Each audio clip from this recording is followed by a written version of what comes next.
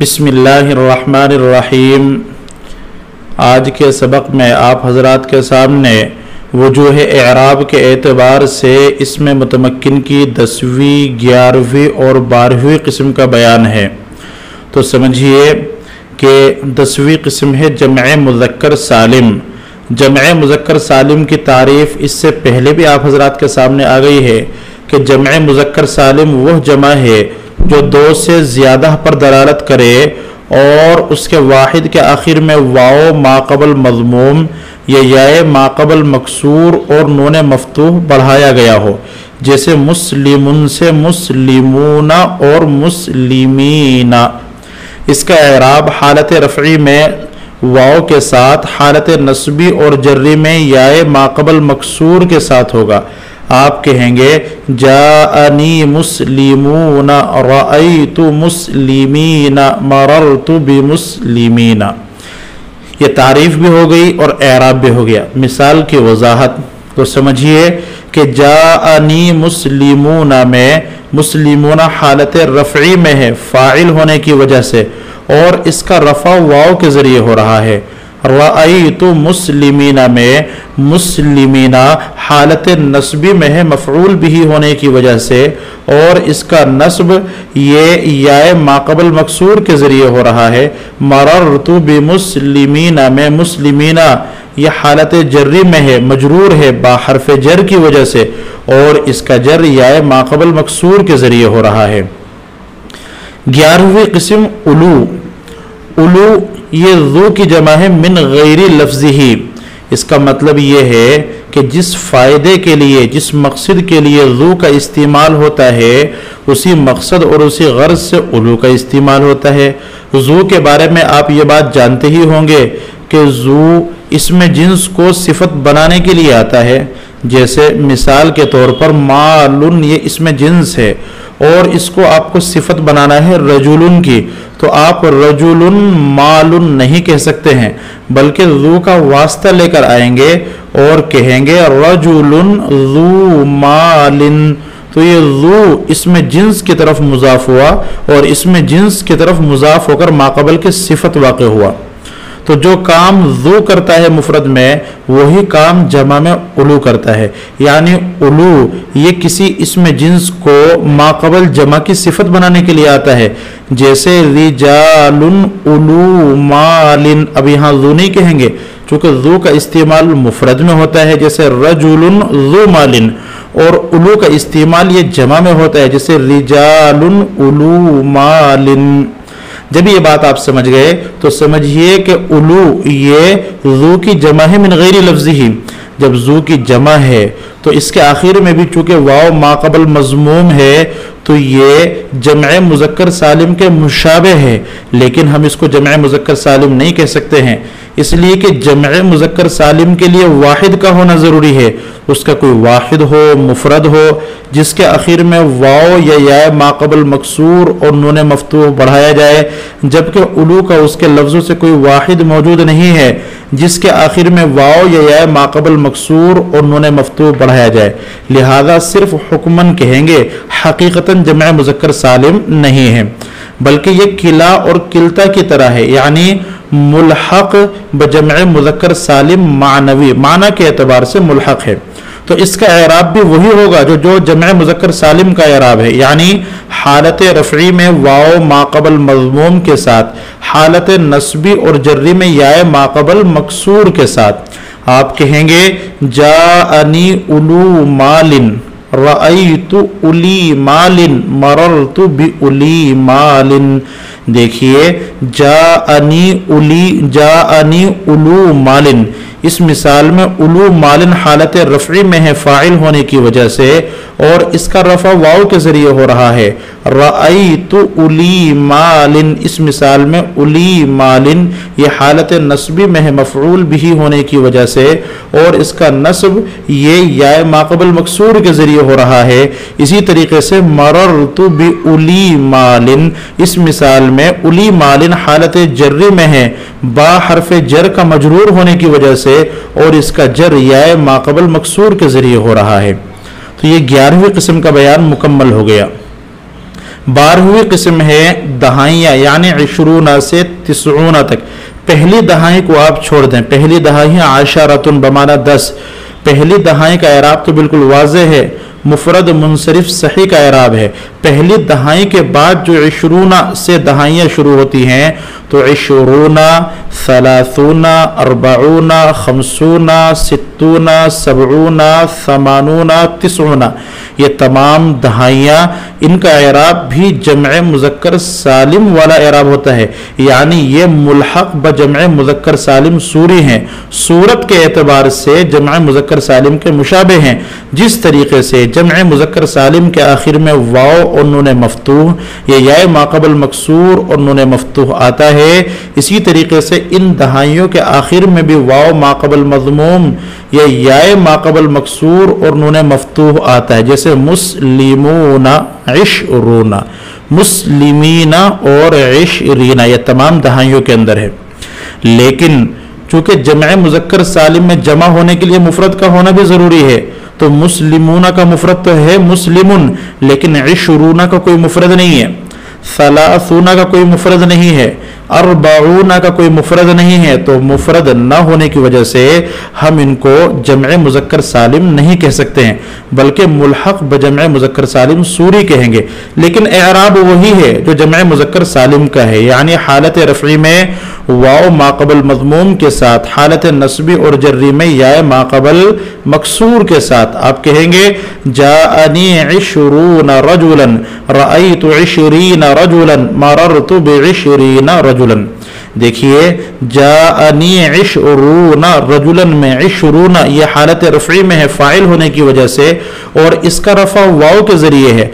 रअयतु 20 रजुलन में 20 हालत नस्बी में है मफ़ऊल बिही होने की वजह से, और इसका नस्ब या माक़बल मकसूर के ज़रिए है। मररतु बि20 रजुलन में 20 हालत जर्री में है, मजरूर है बा हर्फ जर की वजह से, और इसका जर या माक़बल मकसूर के ज़रिए है।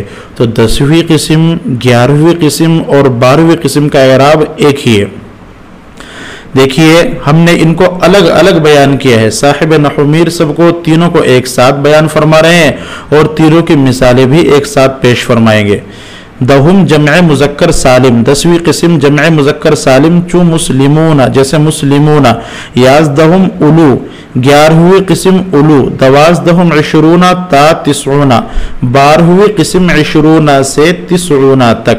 रफ़अ बवाव माक़बल मज़मूम बाशद, इन सब का रफ़ा वाव माक़बल मज़मूम के साथ होता है। व नस्ब व जर बयाए माक़बल मकसूर, और नस्ब और जर याए माक़बल मकसूर के साथ।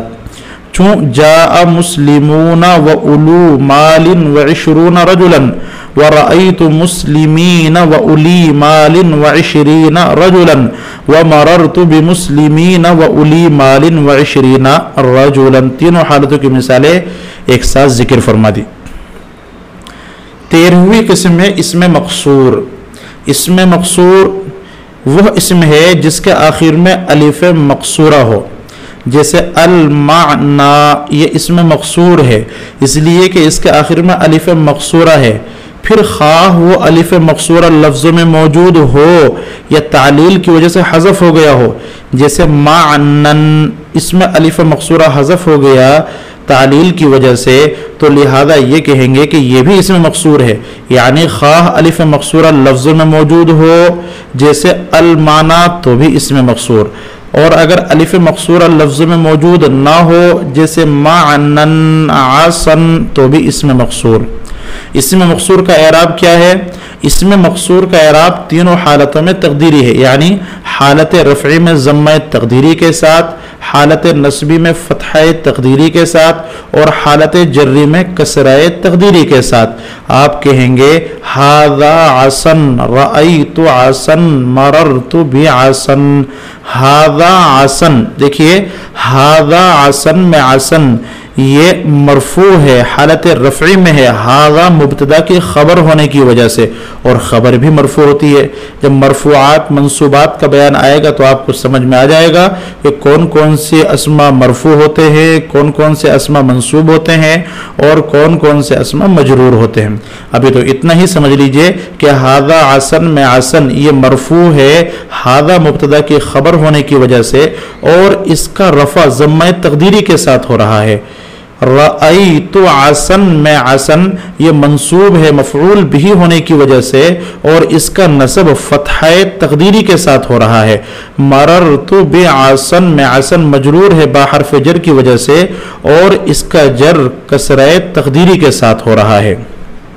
यहाँ पर यह बात याद रखिए कि साहिब इल्म सिगा साहिब नहुमीर ने जो मिसाल पेश फरमाई है मूसा, ये मिसाल महल नज़र है, चूँकि ये गैर मुनसरिफ है, और गैर मुनसरिफ का एराब हालत रफ़ी में ज़म्मे तक़दीरी के साथ अगर अलिफ मक़सूरा हो, और हालत नस्बी और जर्री में फ़तह तक़दीरी के साथ होगा।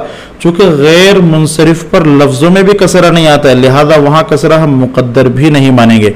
ये बहस यहीं पर छोड़ दीजिए, जब बड़ी किताबें आएंगी तो इंशाअल्लाह तफसील से ये बहस होगी। 14वीं किस्म है गैर जमअ मुज़क्कर सालिम मुज़ाफ बयाए मुतकल्लिम, यानी वजूह एराब के एतबार से इसमें मुतमक्किन की 14वीं किस्म गैर जमअ मुज़क्कर सालिम मुज़ाफ बयाए मुतकल्लिम है। गैर जमअ मुज़क्कर सालिम मुज़ाफ बयाए मुतकल्लिम किसे कहते हैं, तो इसकी तारीफ मुलाहिज़ा फरमाए। गैर जमअ मुज़क्कर सालिम मुज़ाफ बयाए मुतकल्लिम वह इसम है जो तस्निया, जमअ मुज़क्कर सालिम और जमअ मुअन्नस सालिम के अलावा हो और याए मुतकल्लिम की तरफ मुज़ाफ हो। यानी तीन चीज़ें नहीं होना चाहिए, तस्निया नहीं होना चाहिए, जमअ मुज़क्कर सालिम नहीं होना चाहिए और जमअ मुअन्नस सालिम नहीं होना चाहिए। इनके अलावा कोई भी इस्म हो तो वह इस्म अगर याए मुतकल्लिम की तरफ मुज़ाफ होगा तो वह 14वीं किस्म यानी गैर जमअ मुज़क्कर सालिम मुज़ाफ बयाए मुतकल्लिम में आएगा। जैसे किताबी मेरी किताब, गुलामी मेरा गुलाम, तो किताबी मेरी किताब में किताब याए मुतकल्लिम की तरफ मुज़ाफ है और ये तस्निया भी नहीं है, जमअ मुज़क्कर सालिम भी नहीं है और जमअ मुअन्नस सालिम भी नहीं है। मालूम हुआ कि 14वीं किस्म यानी गैर जमअ मुज़क्कर सालिम मुज़ाफ बयाए मुतकल्लिम है। इसका एराब हालत रफ़ई में ज़म्मा तक़दीरी के साथ, हालत नस्बी में फ़तह तक़दीरी के साथ और हालत जर्री में कसराए तक़दीरी के साथ होता है, यानी तीनों हालतों में तक़दीरी एराब होगा। चुनांचे आप कहेंगे जाअनी गुलामी, रअयतु गुलामी, मररतु बिगुलामी। देखिए जाअनी गुलामी में गुलामी हालत रफ़ई में है फ़ाइल होने की वजह से, लेकिन इसका एराब ज़म्मा तक़दीरी के साथ हो रहा है। और रअयतु गुलामी में गुलामी हालत नस्बी में है मफ़ऊल बिही होने की वजह से, लेकिन इसका नस्ब ये फ़तह तक़दीरी के साथ हो रहा है। मररतु बिगुलामी में गुलामी ये हालत जर्री में है बा हर्फ जर का मजरूर होने की वजह से, लेकिन इसका जर ये कसराए तक़दीरी के साथ हो रहा है। कुरान पाक में भी जहाँ इन्ना रब्बी, तो रब्बी ये रब जो याए मुतकल्लिम की तरफ मुज़ाफ है ये 14वीं किस्म में आएगा।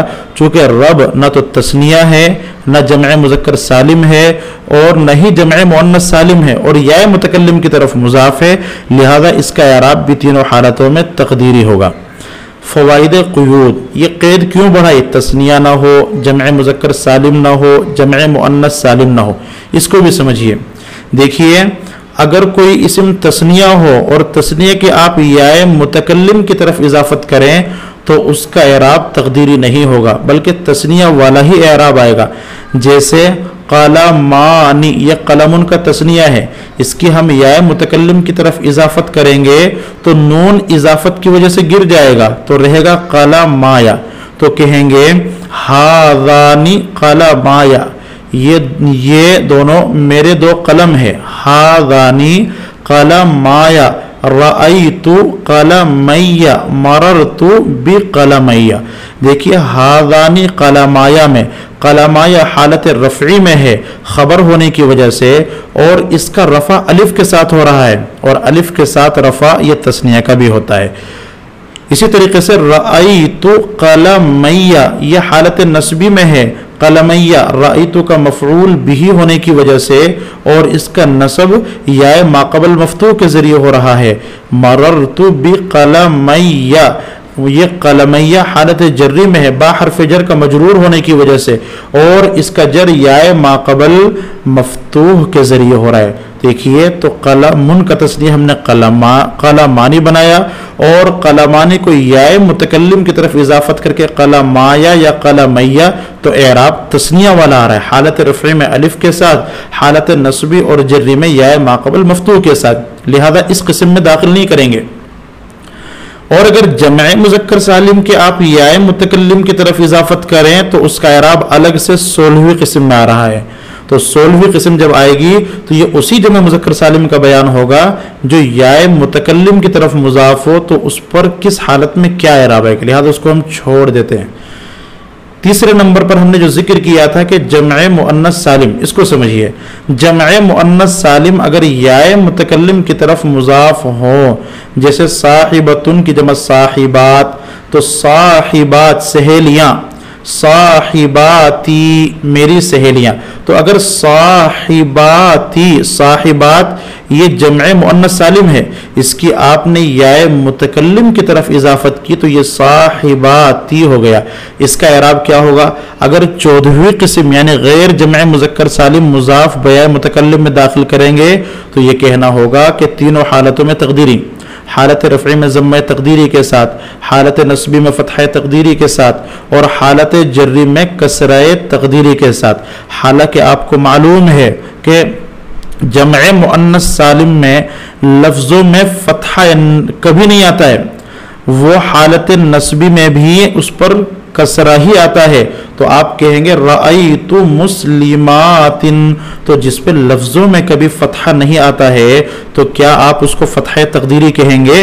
लिहाजा हमें यह कहना पड़ेगा कि साहिबाती या हर वो जमे मुअन्नस सालिम जिसकी या मुतकल्लिम की तरफ इजाफत की जाए तो चूंकि उस पर लफ्ज़ों में ज़म्मा आता है, लिहाजा हालत रफ़ी में ज़म्मा तकदीरी के साथ, लेकिन उस पर कभी फ़तह नहीं आता है, और हालत नस्बी में फ़तह के बजाय कसरा आता है, तो हम ये कहेंगे कि हालत नस्बी और हालत जर्री में कसराए तकदीरी के साथ। जैसे हाउलाई साहिबाती रअयतु साहिबाती मररतु बिसाहिबाती, तो हम यहाँ पर मिसालों में इस तरीके से कहेंगे इजरा करते हुए कि हाउलाई साहिबाती में साहिबाती यह हालत रफ़ी में है खबर होने की वजह से, और इसका रफ़ा ज़म्मे तकदीरी के साथ है। रअयतु साहिबाती में साहिबाती यह हालत नस्बी में है मफ़ऊल बिही होने की वजह से, और इसका नस्ब ये कसराए तकदीरी के साथ है, फ़तह तकदीरी के साथ नहीं बोलेंगे। मररतु बिसाहिबाती में साहिबाती ये मजरूर है बा हर्फ जर की वजह से, और इसका जर कसराए तकदीरी के साथ है।